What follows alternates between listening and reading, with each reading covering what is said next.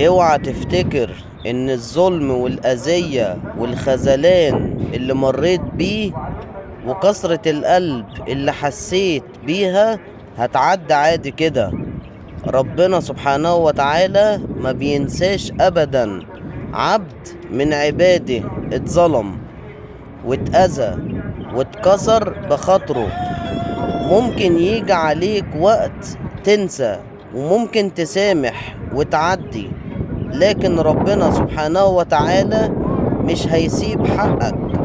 ربنا فاكر وعارف انت اتظلمت واتأذيت ازاي، وكمية الظلم والأذية اللي مريت بيها.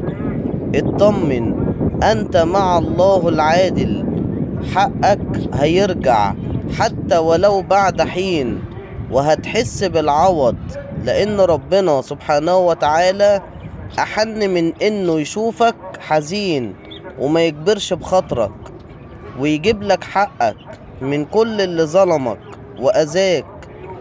ربنا سبحانه وتعالى اسمه الحق، اللهم جبر. وصل على النبي.